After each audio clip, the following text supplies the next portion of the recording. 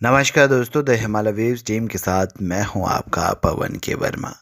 आइए आज सुनते हैं दलित चेतना के पुरोधा कविवर ओम प्रकाश वाल्मीकि जी की बेहतरीन कविताएं। चूल्हा मिट्टी का, मिट्टी तालाब की, तालाब ठाकुर का। भूख रोटी की, रोटी बाजरे की, बाजरा खेत का, खेत ठाकुर का।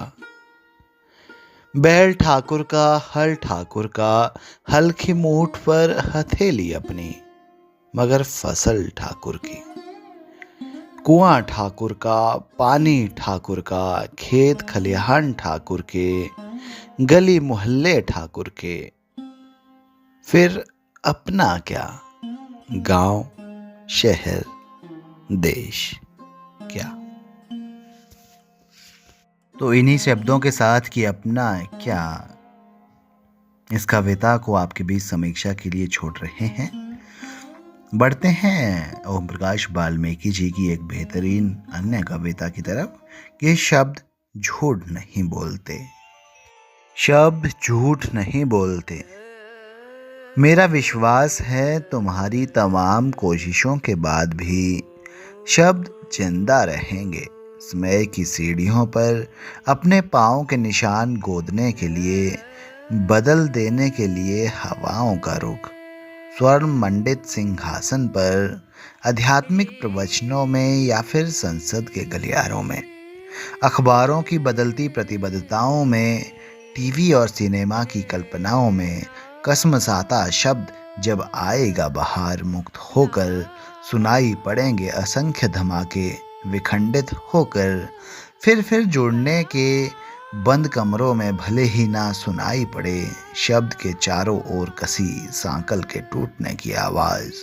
खेत खलिहान, कच्चे घर, बाढ़ में डूबती फसलें, आत्महत्या करते किसान, उत्पीड़ित जनों की सिसकियों में फिर भी शब्द की चीख गूंजती रहती है हर वक्त। गहरी नींद में सोए अलसाए भी जाग जाते हैं जब शब्द आग बनकर उतरता है उनकी सांसों में। मौज मस्ती में डूबे लोग सहम जाते हैं। थके हारे मजदूरों की फुसफुसाहटों में बामन की दुत्कार सहते दो घूंट पानी के लिए मिन्नतें करते पीड़ित जनों की आह में जिंदा रहते हैं शब्द जो कभी मन नहीं मरते, खड़े रहते हैं सच को सच कहने के लिए, क्योंकि शब्द कभी झूठ नहीं बोलते। तो आइए अब बढ़ते हैं ओम प्रकाश वाल्मीकि जी की आज की काव्य श्रृंखला की तीसरी कविता की तरफ कि कभी सोचा है, कभी सोचा है तुम महान हो, तुम्हारी जीवा से निकला हर शब्द पवित्र है। मान बैठा था मैं भी, तुमने पढ़ रखी है ढेरों पुस्तकें, आता है दोहराना शब्दों को, बदलना अर्थों को, सहिष्णुता तुम्हारी पहचान है। बड़ व्यवस्था को तुम कहते हो आदर्श, खुश हो जाते हो साम्यवाद की हार पर। जब टूटता है रूस तो तुम्हारा सीना 36 का हो जाता है, क्योंकि मार्क्सवादियों ने बना दिया है छिनाल तुम्हारी संस्कृति को। हाँ, सचमुच तुम सहिष्णु हो। तुम दंगे में मारे जाते हैं अब्दुल और कासिम, कल्लू और बिरजू। जब तुम सत्यनारायण की कथा सुनते हुए भूल जाते हो अखबार पढ़ना, पूछते हो गांधी के हत्यारे को, तोड़ने को इबादत कहा झुंड बनाकर। कभी सोचा है गंदे नाले के किनारे बसे वर्ण व्यवस्था के मारे लोग इस तरह क्यों जीते हैं? तुम पराये क्यों लगते हो उन्हें? कभी सोचा है? तो इन्हीं पंक्तियों के साथ ये कविता भी बहुत ही बेहतरीन है।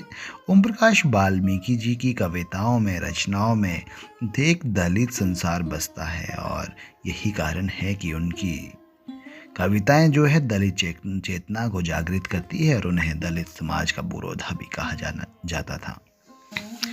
तो ओम प्रकाश वाल्मीकि जी द्वारा लिखी एक अन्य बेहतरीन कविता जो बहुत प्रसिद्ध हुई, तो वो आपको आइए चलो सुनाते हैं। सदियों का संताप। दोस्तों, बिता दिए हमने हजारों वर्ष, इस इंतजार में कि भयानक त्रासदी का युग अधबनी इमारत के मलबे में दबा दिया जाएगा किसी दिन जहरीले पंजों समेत। फिर हम सब एक जगह खड़े होकर हथेलियों पर उतार सकेंगे एक एक सूर्य, जो हमारी रक्त शिराओं में हजारों परमाणु क्षमताओं की ऊर्जा समाहित करके धरती को अभिशाप से मुक्त कराएगा।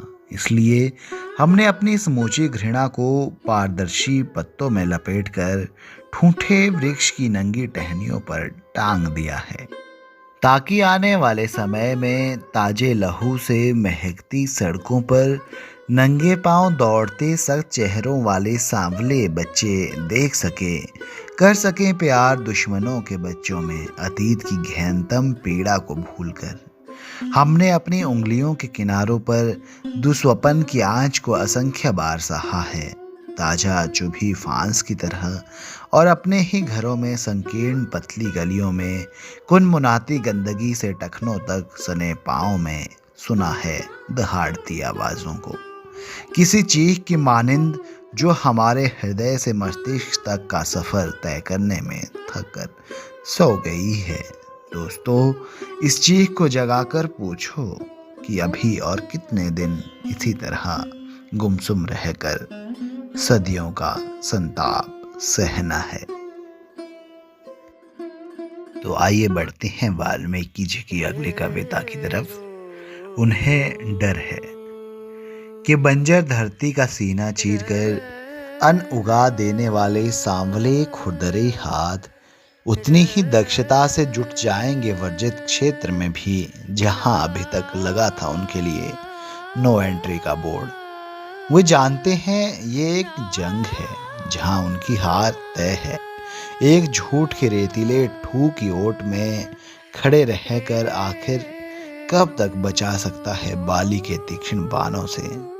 आसमान से बरसते अंगारों में उनका झुलसना तय है, फिर भी अपने पुराने तीरों को वे तेज करने लगे हैं। चौराहे से वे गुजरते हैं निशंक, जानते हैं सड़कों पर कदम ताल करती खाकी वर्दी उनकी ही सुरक्षा के लिए तैनात है।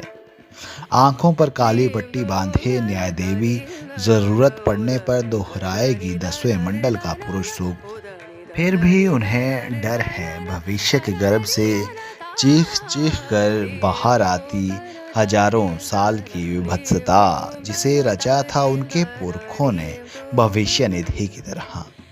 कहीं उन्हें ना ले डूबे किसी अंधेरी खाई में, जहां से बाहर आने के तमाम रास्ते स्वयं ही बंद कर आए थे सुग्रीव की तरह। वे खड़े हो गए हैं रास्ता रोककर, चीख रहे हैं ऊंची आवाज में उनके खिलाफ, जो खेतों की मिट्टी की खुशबू से सने हाथों से खोल रहे हैं दरवाजा जिसे घेर कर खड़े हैं वे। उनके सफ़ेद कोट पर खून के धब्बे कैमरों की तेज रोशनी में भी साफ दिखाई दे रहे हैं। भीतर मरीजों की कराहटें घुट कर रह गई है। दरवाजे के बाहर सड़क पर उठते शोर में उच्चता और योग्यता की तमाम परतें उघड़ने लगी है। तो आइए बढ़ते हैं आज के एपिसोड की अंतिम कविता पढ़ते हैं। यूँ तो वाल्मीकि जी ने बेहतरीन कविताएं लिखी है और सदियों का संताप इनकी बेहतरीन पुस्तकों में भी है और इनका कविता संकलन है। तो आज की अंतिम कविता में पढ़ते हैं कि तब तुम क्या करोगे। तो आइए सुनते हैं कि तब तुम क्या करोगे यदि तुम्हें धकेल कर गाँव से बाहर कर दिया जाए, पानी तक ना लेने दिया जाए कुएं से, दुत्कारा फटकारा जाए चिलचिलाती दोपहर में, कहा जाए तोड़ने को पत्थर, काम के बदले दिया जाए खाने को जूठन, तब तुम क्या करोगे। यदि तुम्हें मरे जानवरों को खींचकर ले जाने के लिए कहा जाए और कहा जाए ढोने को पूरे परिवार का मेला, पहनने को दी जाए उतरन, तब तुम क्या करोगे। यदि तुम्हें पुस्तकों से दूर रखा जाए, जाने नहीं दिया जाए विद्या मंदिर की चौखट तक, ढिबरी की मंद रोशनी में काली पूती दीवारों पर ईसा की तरह टांग दिया जाए, तब तुम क्या करोगे। यदि तुम्हें रहने को दिया जाए फूस का कच्चा घर, वक्त बेवक्त फूंक कर जिसे स्वाहा कर दिया जाए, वर्षा की रातों में घुटने घुटने पानी में सोने को कहा जाए, तब तुम क्या करोगे? यदि तुम्हें नदी के तेज बहाव में उल्टा बहना पड़े, दर्द का दरवाज़ा खोलकर भूख से जूझना पड़े, भेजना पड़े नई नवेली दुल्हन को पहली रात ठाकुर की हवेली, तब तुम क्या करोगे? यदि तुम्हें अपने ही देश में नकार दिया जाए, मानकर बंधुआ छीन लिए जाए अधिकार सभी, जला दी जाए समूची सभ्यता तुम्हारी, नोच नोच कर फेंक दिए जाएं गौरव में इतिहास के पृष्ठ तुम्हारे, तब तुम क्या करोगे? यदि तुम्हें वोट डालने से रोका जाए, कर दिया जाए लहू लुहान, पीट पीट कर लोकतंत्र के नाम पर याद दिलाया जाए जाति का ओछापन, दुर्गंध भरा हो जीवन, हाथ में पड़ गए हो छाले, फिर भी कहा जाए खोदो नदी नाले, तब तुम क्या करोगे? यदि तुम्हें सारेआम बेइज्जत किया जाए, छीन ली जाए संपत्ति तुम्हारी, धर्म के नाम पर कहा जाए बनने को देवदासी, तुम्हारी स्त्रियों को कराई जाए उनसे वैश्यावृत्ति, तब तुम क्या करोगे? साफ सुथरा रंग तुम्हारा झुलसकर सांवला पड़ जाएगा, खो जाएगा आंखों का सलोनापन, तब तुम कागज पर नहीं लिख पाओगे सत्यम शिवम सुंदरम। देवी देवताओं के वंशज तुम पर हो जाओगे लूले लंगड़े और अपाहिज, जो जीना पड़ जाए युगों युगों तक मेरी तरह, तब तुम क्या करोगे? तो यह कविता थी आज के एपिसोड की आखिरी कविता। इस कविता को पढ़ते समय निश्चित तौर पर एक उस दौर के दलित समाज की जो तस्वीर हमारी आंखों के सामने प्रस्तुत की गई है, यकीनन बेहद मार्मिक और दयनीय थी, और इसके लिए भी हम सभी ही जिम्मेवार थे। इस समय मैं बस इतना ही कहना चाहूँगा कि यदि यह सब सत्य है तो यह बेहद ही दुर्भाग्यपूर्ण है और हमारे समाज पर एक कलंक की तरह है, और जाति और वर्ण और धर्म से ऊपर हमेशा ही मानव सभ्यता रही और मानवता रही है। तो इस एपिसोड को हम आपके बीच एक समीक्षा के लिए छोड़कर जा रहे हैं। तो इस एपिसोड में ओम प्रकाश वाल्मीकि जी की जो कविताएं हमने आपके सामने पढ़ी, उन सब में जो है दलित चेतना को साफ तौर पर दिखाया गया है, और उस दौर के जिस समय ये कविताएं गढ़ी गई होगी, उस दौर के दलित समाज की तस्वीर को भी बेहतरीन तरीके से प्रस्तुत करने का प्रयास यकीनन किया गया है। तो छोड़कर जा रहे हैं ये एपिसोड, समीक्षा ज़रूर दें, और यदि इस एपिसोड के लिए या इस कार्यक्रम के लिए आपके पास अन्य कोई सुझाव है तो वो भी हम तक ज़रूर भेजें। मिलेंगे अगले एपिसोड में किसी अन्य कविता के साथ, तब तक के लिए नमस्कार दोस्तों, जय हिंद।